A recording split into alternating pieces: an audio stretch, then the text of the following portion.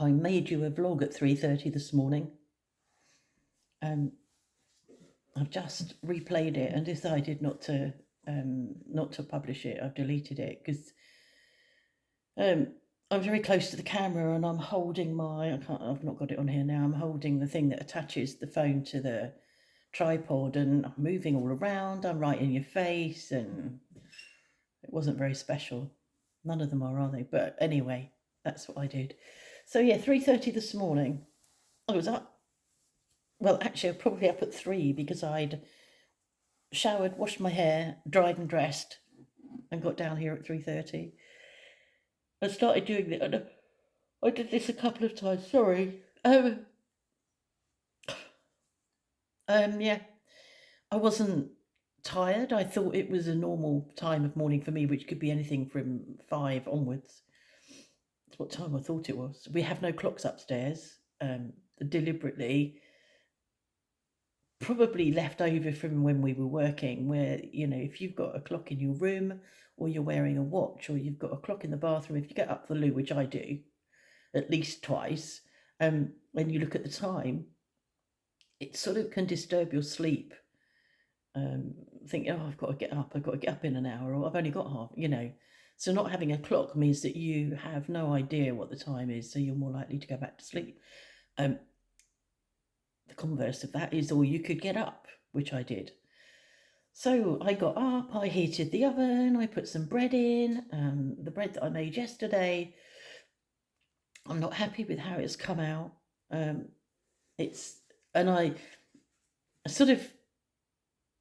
do this a lot. I follow all of the stuff. I do all of the stuff. I follow this. I do that. I make sure that's right.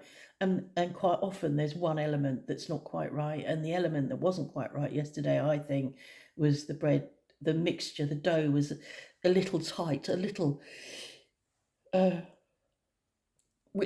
it was a little dry, because I was so worried about it getting really wet, because the one before was really wet. I'm trying to get the right balance and haven't done. So it wasn't dry, but it wasn't loose. It was it needs to have a bit of a loose feel to it when you're working it, and it didn't have. And I think that was why. So what's happened is it's gone in the oven and it hasn't risen a lot. I'm sure it'll be perfectly fine. I'm sure it'll taste nice. I'm going to start some more off in a minute, because it takes 2 or 3 hours for me to begin the process again, and it's 10 o'clock now, and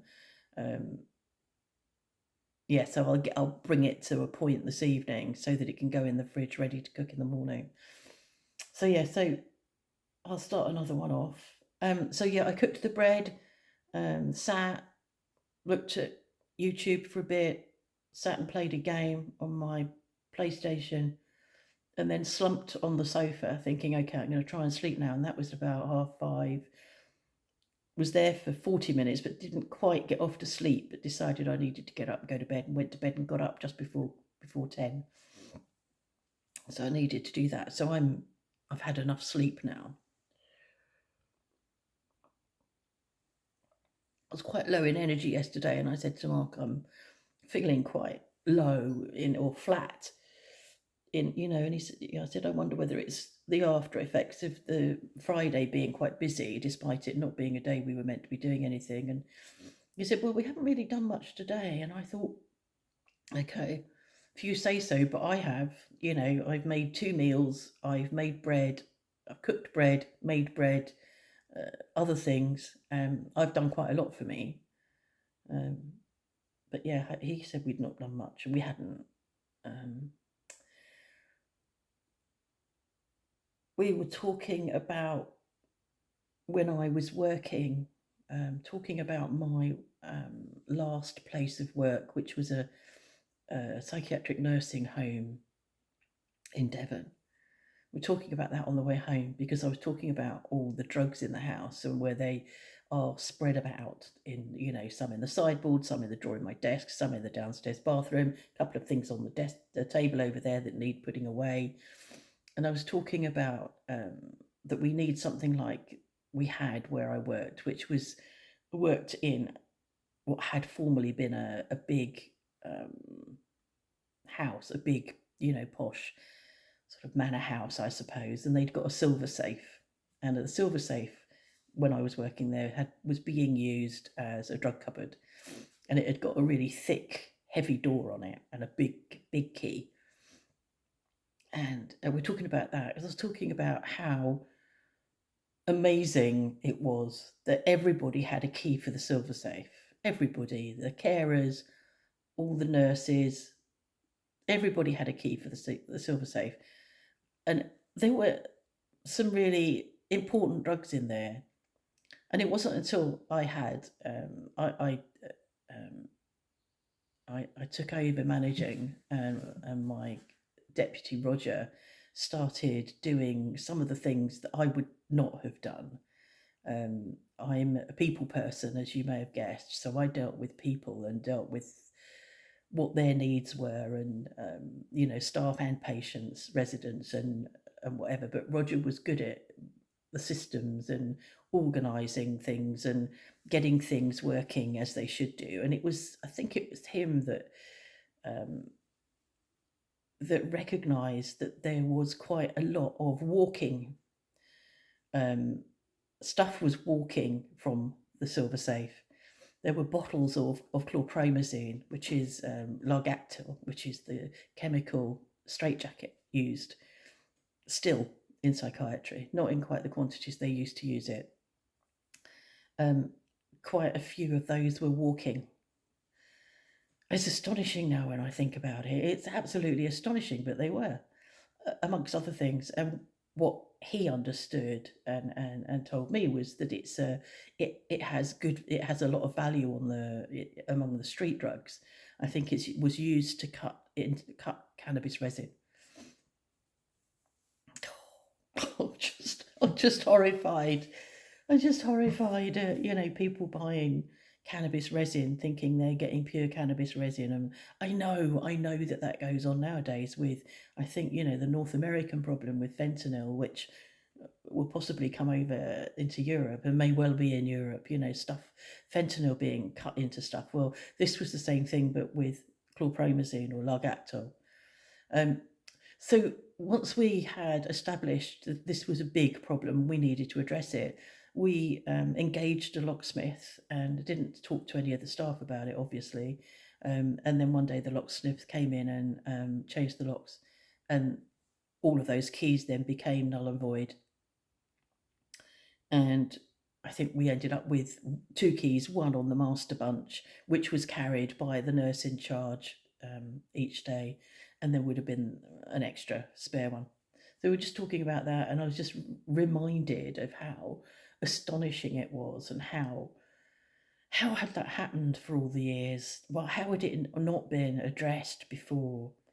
When I started there, when I took over managing that, there were quite a few people that really, really hated me because I put boundaries in, and they didn't like that. They didn't like that. It was an institution, and you can have an institution and it can remain an institution, but it's important that the people working there are not institutionalized. And what was happening was the staff were institutionalized, so they were doing things, treating it like home, bringing their washing in, doing their washing in the laundry, helping themselves to stuff, making a profit somewhat out of the residents. Lots of things, I can't even remember them now. And it's 18 years ago, I shouldn't really need to be remembering, and I don't, but it just came up yesterday. But yeah, there were lots of things that were not appropriate, and I put a stop to some of that, or much of that, and angered a lot of people. And I'm used to that. I do it a lot. I put my foot down and open my mouth, or do this or do that, and I piss a lot of people off. So it's no stranger to me pissing people off. So yeah, we were talking about that on the way back from the shop yesterday. Put that back on, a bit of light from the monitor. So that's that. So yeah, I probably said this already, but I'm going to start another loaf off in a minute. Get the starter fed and get that on the go. And I'm doing. I saw a video on here of from the channel Young Man Cooking, and it's Young as in Yeung, and he makes peanut butter chili noodles. I watched it again this morning because I'm going to do it for lunch, and I just like to make sure I've remembered everything, and it looks amazing, absolutely amazing. So I'm going to do that. I couldn't get unsalted peanuts when I was out shopping, so I've got unsalted cashews, which are added, just fine because it's the garnish. I've got crunchy peanut butter, plenty of crunchy peanut butter, so it's only a tablespoon, I think, in the sauce. It's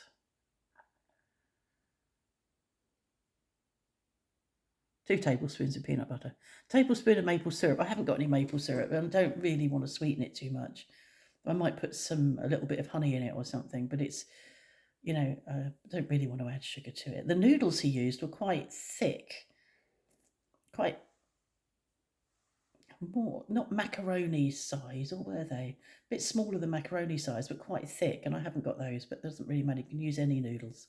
So that's what I'm doing for lunch in about 2.5 hours. Right, okay, so this is the video I made you at 3:30 that you've now got now at 10:15, and I did do another video of the bread cooking, but I'm going to check it out, may not share it again, because I was hoping you'd see it. I did it on hyperlapse, and I'm hoping you'd see it rise. Well, it didn't rise much, so it's a bit boring, really. I may or may not share it. Okay, have a nice Sunday.